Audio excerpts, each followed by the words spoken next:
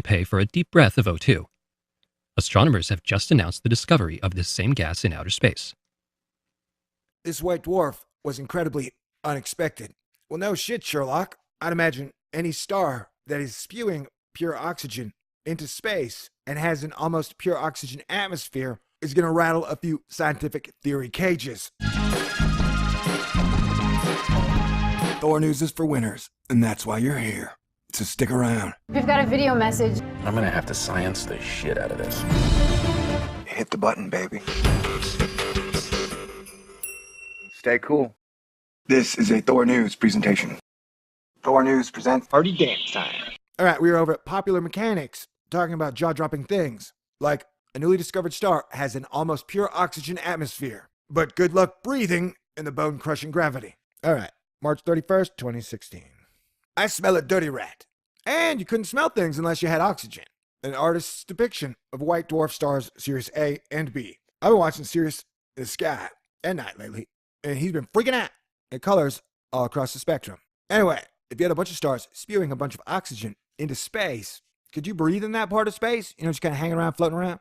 I would think so. And then maybe in your whole solar system, you could go to every planet and breathe without needing special gear. That'd be special, man. What if our solar system's like that and they've just been fibbing to us the whole time? And your space agency's like, oh no, you can't breathe in space. And all of a sudden, you can breathe on the moon, you can breathe on Mars, you can breathe in space. Kind of like when the Russians said they found living, growing organisms on the outside of the International Space Station. And then that story quickly went away. Yeah, man. Astronomy, nothing but heartbreak. Astronomy, nothing but heartbreak, bitches. A newly discovered star is unlike any ever found, with an outermost layer of 99.9% pure oxygen. Really? You have now tested the entire outer layer of that whole star to know that it's 99.9% pure oxygen? Smells like pure bullshit to me. Its atmosphere is the most oxygen-rich in the known universe. Heck, it makes Earth's meager 21% look downright suffocating. The strange stellar oddity is a radically new type of white dwarf star and was discovered by a team of Brazilian astronomers led by Kepler de Souza Oliveira at the Federal University of Rio Grande do Sul in Brazil. The star is unique in the known pool of 32,000 white dwarf stars and is the only known star of any kind with an almost pure oxygen atmosphere. The new white dwarf has a mouthful of a name, SDSSJ1 2404301 plus 67103-468-, but it's been nicknamed Dee-Awks, pronounced Dee-Awks by Kepler's team. The discovery was reported today in a paper in journal Science. This white dwarf was incredibly unexpected,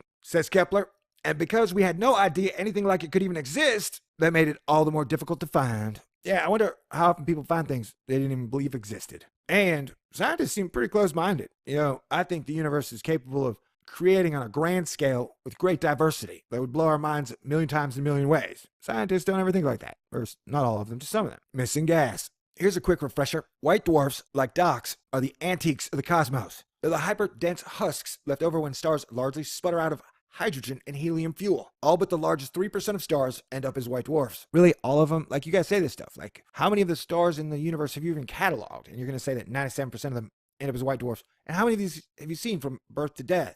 Like, zero? Where does all this stellar math come from? Although Dee-Awks is only slightly bigger than our home planet, it's 60% the mass of our star, which means you would not be able to jump as high on that planet. I believe that's the scientific statement. Boris Ganasicki, an astronomer at the University of Warwick in the UK, who is not involved in Dee-Awks' discovery, confirms that the exotic white dwarf has an almost pure oxygen atmosphere, diluted by only traces of neon, magnesium, and silicon. He writes in an essay accompanying the science paper, "Wonderful! This chemical composition is unique among known white dwarfs and must arise from an extremely rare process. Dee-Awks presents more than a couple mysteries. Who is doxing me? Why are they mad at me? What did I do? Oh, wrong Dee-Awks, I guess. So what makes Dee-Awks' oxygen-rich atmosphere so unexpected? Kepler explains that Dee-Awks presents more than a couple mysteries. For one, almost all other white dwarfs in the sky have an atmosphere thick with light elements like hydrogen and helium. These light elements are the final dregs of the star's elemental fusion fuel that survived the star's earlier life cycle, simply because of their weight. These light elements naturally float to the top of the white dwarf. Okay, great. What happened to all these light elements? Asks Kepler. How did they all get stripped away? Good question. Kepler also explains, although traces of heavier elements like carbon and oxygen can be detected in about 1 out of every 5 white dwarfs, it's never quite like this. A white dwarf's atmosphere is never purely one element. It is often diluted in a pool of lighter elements, perhaps most perplexing when oxygen atoms are found. They're spied in far heavier white dwarfs. Smaller white dwarfs evolved from smaller stars, which don't fuse together atoms into oxygen as they collapse. By all calculations, Dee-Awks would have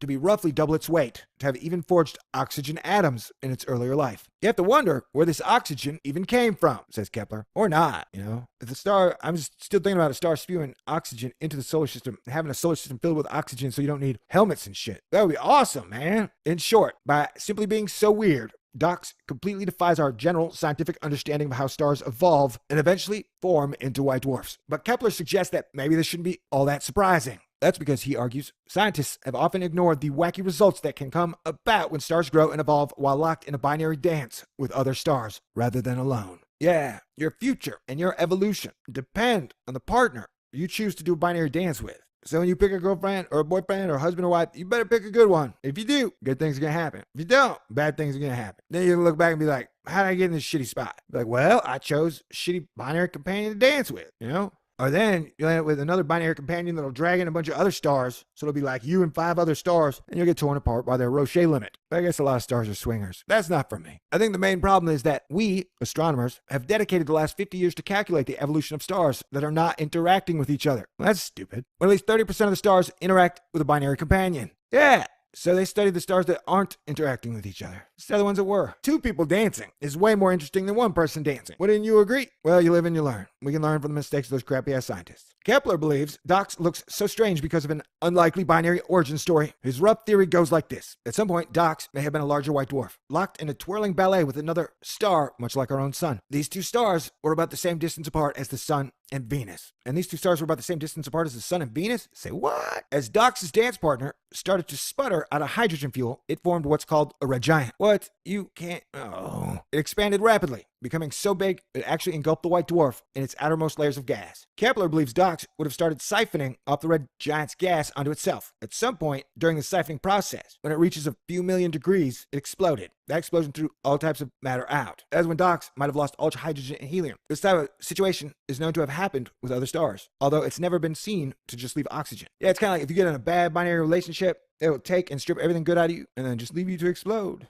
Man, so be careful. The world's most boring job. Dee-Awks was discovered in a data mountain of 4.5 individual star observations collected over the last 15 years by a New Mexico observatory in a project called the Sloan Digital Sky Survey. It was found by way of a process so grueling that its initial discoverer, one of Kepler's undergraduate students, Gustav Eiracho, deserves a mention. Oh yeah, it's a super grueling task. Give it to the undergraduate student. Ulrike was looking for strange new types of white dwarfs in a data pile of 300,000 possible observations. These observations are simple graphs about what colors of light came from each pinpoint source, called a spectrograph. Because a computer isn't easily programmed with such a vague task as find something weird and cool. Arik was challenged with the grunt work, task of physically looking at the printed out pages of all 300,000 graphs. After a few months, he could filter a 1 or 2,000 each day. Wow, that's fast. Like reading a book, says Kepler. Yeah, what a heartbreakingly boring book. Well, a great way to end your own article. That is, at least until it gets thrilling, because after a year of scanning, and towards the end of the 300,000 graphs, Arik came across Dee-Awks. Because of its oxygen atmosphere, Dee-Awks' spectral graph looked truly unique, and he brought it to Kepler. Eureka, man, you're a hero. All right, there you go. Most boring job led to my most boring video. All right, peace out. God bless everyone. There are oxygen bars in California where you can actually pay for a deep breath of O2. Astronomers have just announced the discovery of this same gas in outer space. This white dwarf was incredibly unexpected. Well, no shit, Sherlock. I'd imagine any star that is spewing pure oxygen into space and has an almost pure oxygen atmosphere is going to rattle a few scientific theory cages. Thor News is for winners, and that's why you're here. So stick around. We've got a video message. I'm gonna have to science the shit out of this. Hit the button, baby. Stay cool. This is a Thor News presentation. Thor News presents Party Dance Time. All right, we are over at Popular Mechanics talking about jaw-dropping things, like a newly discovered star has an almost pure oxygen atmosphere, but good luck breathing in the bone-crushing gravity. All right, March 31st, 2016. I smell a dirty rat. And you couldn't smell things unless you had oxygen. An artist's depiction of white dwarf stars Sirius A and B. I've been watching Sirius in the sky at night lately, and he's been freaking out. It colors